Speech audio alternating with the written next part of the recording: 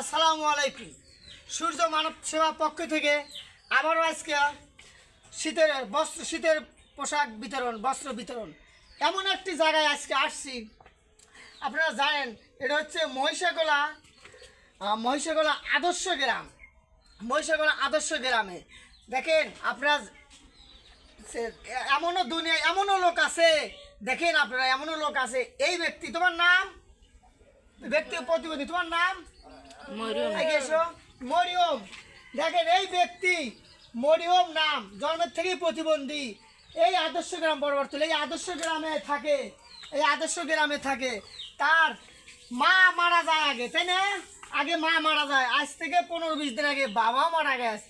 এরা প্রতিবন্ধী 25 দিন আগে তার মা মারা যাওয়ার পর তারপরে একটু বিয়ে করে। এটা হলো তার মা। আর তার মা মারা যাওয়ার পর তার বাবা আবার মারা যায়। তাদের শীতের পোশাকের জন্য কত কষ্ট ভাই। দেখেন আজকে সেও মানুষ, আমিও মানুষ ভাই, কষ্ট লাগে। হাই রে, একটি শীতের পোশাক, শীতে কত কষ্ট হয়েছে। আমি সূর্য মানুষের পক্ষ থেকে একটি বস্ত্র নিয়ে আসছি।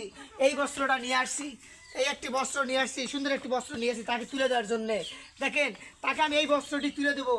দেখেন এই ব্যক্তির জন্যে আপনারা অন্ততপক্ষে আমার চ্যানেলটি ফলো করেন এবং লাইক শেয়ার কমেন্ট করুন।